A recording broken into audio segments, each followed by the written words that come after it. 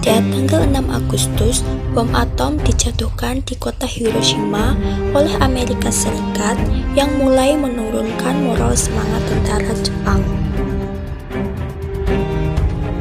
Sehari kemudian, BPU PKI berganti nama menjadi BPKI atau Dokoritsu Jumbi Inkai untuk menegaskan keinginan dan tujuan mencapai kemerdekaan Indonesia. Bom yang kedua oleh Amerika Serikat dijatuhkan di Nagasaki yang membuat Jepang menyerah kepada Amerika dan sekutunya. Peristiwa ini dimanfaatkan oleh bangsa Indonesia untuk memproklamasikan kemerdekaannya. Akhirnya, pada tanggal 16 Agustus 1945, terjadilah perundingan antara golongan muda dan golongan tua yang berlangsung sangat singkat, mulai jam 02.00 sampai 04.00 dini hari untuk menyegerakan proklamasi kemerdekaannya.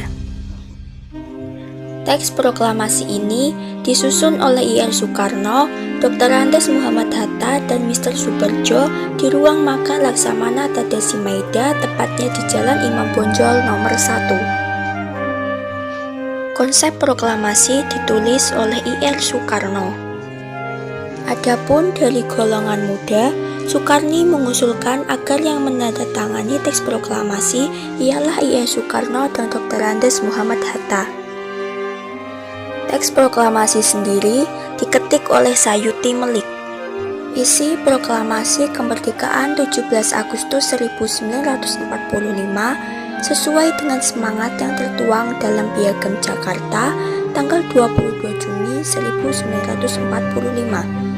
Piagam Jakarta kemudian disahkan oleh PPKI pada tanggal 18 Agustus 1945 menjadi pembentukan Undang-Undang Dasar 1945.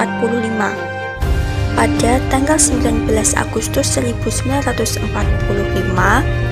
saat itu golongan timur merasa keberatan dengan adanya kalimat 7 atau ketuhanan dengan kewajiban menjalankan syariat Islam bagi pemeluk-pemeluknya. Dengan kebesaran hati umat Islam, akhirnya kalimat 7 diganti dengan ketuhanan yang Maha Esa. Pada awal tahun 1950, muncul inisiatif dari sejumlah tokoh yang hendak melakukan interpretasi ulang terhadap Pancasila. Kubu pertama berusaha menempatkan Pancasila lebih dari sekedar kompromi politik atau kontrol sosial.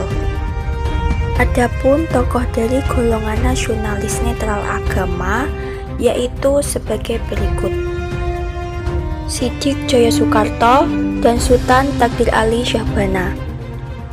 Kubu kedua hendak menempatkan Pancasila sebagai kompromi politik. Tokoh dari golongan nasionalis Islam yaitu Hamka, Syaifuddin Zuhri, sampai Muhammad Natsir. Pada periode ini, penerapan Pancasila sebagai dasar negara dan pandangan hidup bangsa mengalami berbagai masalah. Upaya-upaya untuk mengganti Pancasila sebagai dasar negara dan penyimpangan terhadap nilai-nilai Pancasila.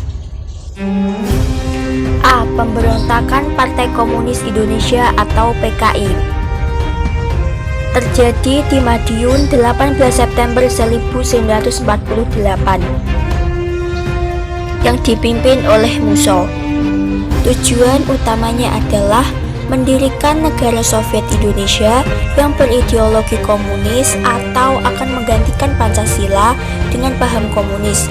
Namun pemberontakan ini pada akhirnya dapat digagalkan. B. Pemberontakan Darul Islam atau Tentara Islam. Pemberontakan ini ditandai dengan didirikannya Negara Islam Indonesia atau NII yang dipimpin oleh Sekar Maji Marijan Kartosuwiryo pada tanggal 7 Agustus 1949. Tujuan utamanya untuk mengganti Pancasila sebagai dasar negara dengan syariat Islam. C. Pemberontakan Republik Maluku Selatan atau RMS yang dipimpin oleh Christian Robert Stephen Sumogil. pada tanggal 25 April 1950 dan pulau terbesarnya yaitu Seram, Ambon, dan Buru. Namun dapat dikalahkan dengan militer Indonesia tahun 1950 bulan November. D. Pemerintah Revolusioner Republik Indonesia atau PRRI, Perjuangan Rakyat Semesta atau Permesta, dipimpin oleh Syarifuddin Prawira Negara dan Vences Sumual tahun 1957 sampai 1958 di Sumatera dan Sulawesi. Gerakan ini merupakan bentuk koreksi untuk pemerintah pusat pada waktu itu yang dipimpin oleh Soekarno.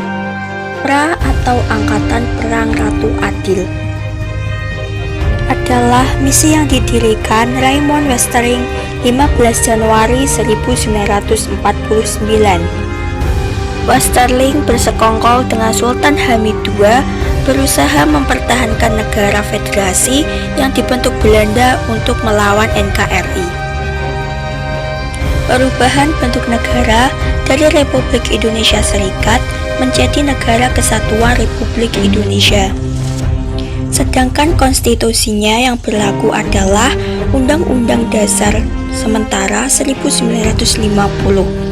Dalam perjalanannya dapat menjalankan pemilu pada tahun 1955. Dari itu terdapat krisis politik, ekonomi, dan keamanan. Akhirnya pemerintah mengeluarkan Dekret Presiden 5 Juli 1959. Adapun isi dari Dekret Presiden 5 Juli 1959 adalah: 1. Membubarkan Badan Konstituante. 2. Undang-Undang Dasar 1945 berlaku kembali. 3. UUDS 1950 tidak berlaku. 4. Dibentuk MPRS dan DPAS.